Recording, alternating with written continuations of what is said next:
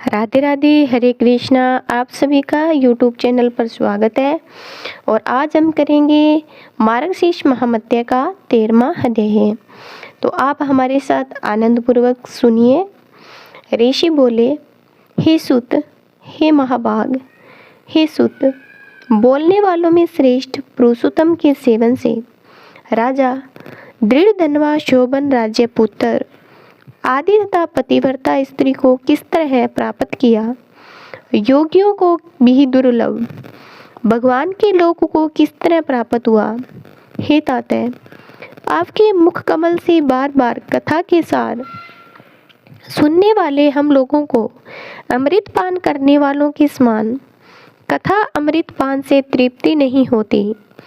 इस कारण से इस पुरातन इतिहास को विस्तार पूर्वक कहिए। हमारे भाग्य के बल से ही ब्रह्मा ने आपको दिखलाया है। सुत जी बोले, हे विप्रव लोग, सनातन मुनि नारायण ने इस पुरातन इतिहास को नारद जी के प्रति कहा। वही इतिहास इस समय मैं आप लोगों से कहता हूँ।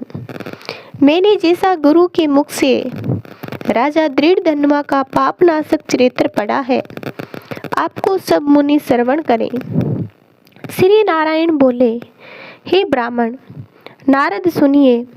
मैं पवित्र करने वाली गंगा के समान राजा दृढ़ धनवा की सुंदर तथा प्राचीन कथा कहूँगा। देश का रक्षक श्रीमान बुद्धिमान सत्य पराक्रमी चित्रधर्मा नामक एक राजा था। उसको दृढ़ धनवा नाम से प्रसिद्ध अति तेजस्वी सब गुणों से युक्त सत्य बोलने वाला धर्म आत्मा और पवित्र आचरण करने वाला पुत्र हुआ। कान तक लंबे नेत्र वाला, चौड़ी छाती वाला, बड़ी भुजा वाला महातेजस्वी वह राजा दृढ़ धनवा प्रस्थ गुण समूह के साथ साथ बढ़ता गया।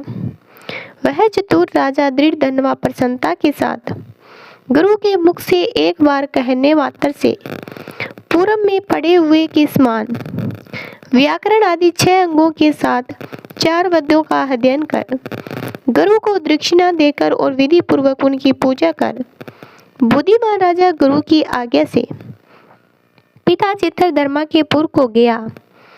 अपने नगर में वास करने वाले प्रजा वर्ग के नेत्रों को अनादित करता हुआ जिस पुत्र को देखकर राजा चित्रधर्मा भी अत्यंत हर्ष को प्राप्त हुआ। पुत्र जवान हो, संपूर्ण धर्म को जानने वाला हो और प्रजा पालन में समर्थ हो, इससे बढ़कर सार शून्य इस संसार में और क्या है, अर्थात कुछ नहीं है। अब मैं 2 भुजा वाले मुरली वसों को धारण करने वाले, प्रसन्न मुख वाले, शांत तथा भक्तों को अभय देने वाले श्री कृष्ण चंद्र की आराधना करता हूँ। जिस तरह दुर्लभ अम्बरीश सहारथी ययाति प्रमुख राजा और शिव रतिदेव ससबिंदु भागीरथ भीष्म बदूर दुष्यंत और भरत पृथु उत्तानपाद प्रहलाद विभीषण ये सब राजा तथा अन्य राजा लोग भी अनेकों लोगों को त्याग कर इस अनित्य शरीर से पुरुषोत्तम भगवान का आराधन कर नित्य सदा रहने वाले विष्णु पद को चले गए हैं। उसी तरह स्त्री, मकान, पुत्र आदि में स्नेह में बंधन को तोड़कर वन में जाकर हरि का सेवन करना हमारा भी कर्तव्य है। ऐसा मन में निश्चय कर समर्थ राजा दृढ़ धनवा को राज्य का भार देकर सवे विरक्त हो शीघ्र पुलह ऋषि के आश्रम को चला गया। वहां जाकर संपूर्ण कामनाओं से निष्प्रिय हो भोजन त्याग कर हर समय मन से श्री कृष्ण चंद्र का स्मरण करता हुआ तप करने लगा। कुछ समय तक तप करके वह राजा चित्रवर्मा हरि भगवान के परम धाम को चला गया। राजा दृढ़ धनवा ने अपने पिता की वैष्णवी गति को सुना। उस समय पिता के परम धाम गमन से हर्ष और वियोग होने से शोक युक्त राजा दृढ़ धनवा पितर भक्ति से विद्वानों के वचन में स्थित होकर परलौकिक क्रिया को करने लगा। नीति शास्त्र में विरासत चतुर राजा दृढ़ धनवा अत्यंत शोभित पवित्र पुष्कर वर्त नगर में राज्य करने लगा। अच्छे स्वभाव वाली वृद्धवराज की कन्या उसकी स्त्री सुंदर गुण वाली थी। पृथ्वी पर रूप में उसके समान दूसरी स्त्री नहीं थी। उस गुण सुंदरी ने सुंदर, चतुर, शुभ आचरण वाले चारों पुत्रों को उत्पन्न किया। संपूर्ण लक्षणों से युक्त चारुमती नामक कन्या को उत्पन्न किया। चित्रवाक, चित्रवाह, मणिमान और चित्रकुंडल नाम वाले सब बड़े मानी सूर अपने अपने नाम से पृथक विखायत होने लगे।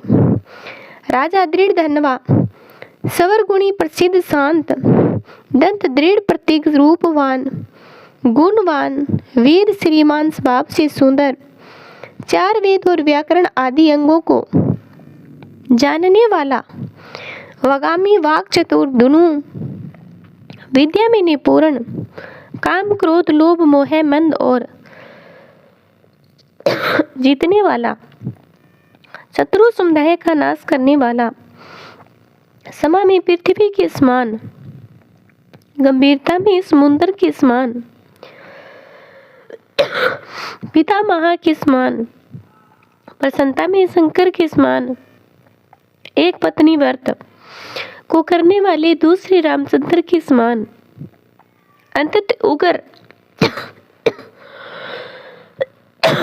पराक्रमशाली दूसरे कार्तिवीर्य को के समान था।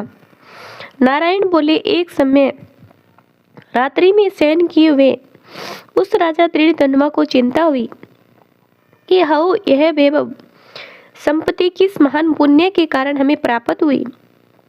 न तो मैंने तप किया, न तो दान दिया, न कहीं पर कुछ हवन किया। मैं इस भागोदय का कारण किससे पूछूं। इस प्रकार चिंता करते ही राजा दृढ़धनवा की रात्रि बीत गई। प्रातः काल ब्रह्म मुहूर्त में उठकर विधि पूर्वक स्नान कर उदय को प्राप्त सूर्य नारायण का उपस्थान कर भगवान की कला की पूजा कर अदात देव इंद्रों में जाकर देवता का पूजन कर ब्राह्मणों को दान देकर तथा नमस्कार करके घोड़े पर सवार हो उसके बाद शिकार खेलने की इच्छा से शीघ्र वन को गया। वहां पर बहुत से मृग, शुअर, सिंह और गाय का शिकार किया।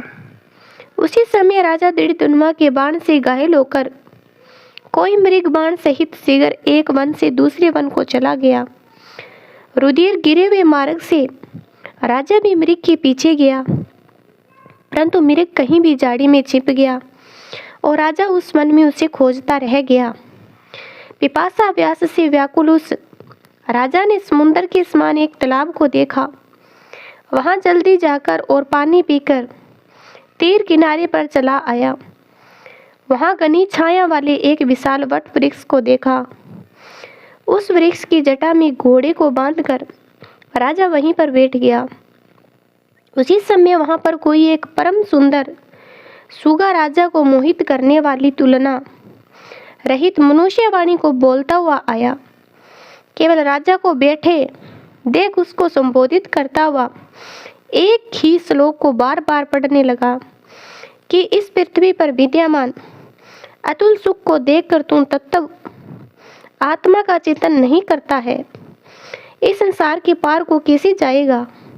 बार बार इस श्लोक को राजा दृढ़धनवा के सामने पढ़ने लगा। राजा उसके वचन सुनकर प्रसन्न हुआ और उस पर मोहित हो गया। इस सुख पक्षी ने दुख से जानने योग्य सार भरे हुए नारियल फल के समान अगम्य एक ही श्लोक को बार बार पढ़ते हुए क्या कहा, क्या यह कृष्ण देवयान वेदव्यास के श्रेष्ठ पुत्र सुखदेव जी तो नहीं है, जो कि श्री कृष्ण चंद्र के सेवक मुझको मूर्ख और संसार सागर में डूबा हुआ देखकर राजा परीक्षित के समान कृपया कर उद्धार करने की इच्छा से मेरे पास आए हैं। इस तरह चिंता करते हुए राजा दृढ़धनवा की सेना समीप आ गई। सुख पक्षी राजा को उपदेश देकर सवे अंतर ध्यान हो गया। उस सुख पक्षी के वचन को स्मरण करता हुआ राजा अपने पूर्व में आकर बुलाने पर भी नहीं बोलता है और निंद्रा रहित हो उसने भोजन को भी त्याग दिया था। तब एकांत में उसकी रानी ने आकर राजा से पूछा। गुण सुंदरी बोली, हे पुरुषों में श्रेष्ठ यह मन में मलिनता क्यों हुई? हे भोपाल, पृथ्वी के रक्षक उठिए उठिए, भोगों को भोगिए और वचन बोलिए।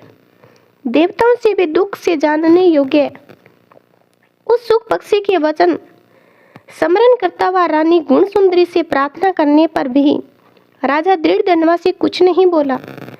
पति के दुख से अत्यधिक पीड़ित वह रानी भी दीर्घ श्वास लेकर अपने स्वामी की चिंता के उत्कट कारण से नहीं जान सकी। इस प्रकार चिंता में मगन राजा का कितना ही समय बीत गया, परंतु संदेह सागर से पार करने वाला कोई भी कारण वह देख न सकी। नारद जी बोले, हे मुनि, इस तरह चिंता को करते हुए पृथ्वीपति राजा दृढ़ का क्या हुआ, सो आप कहें।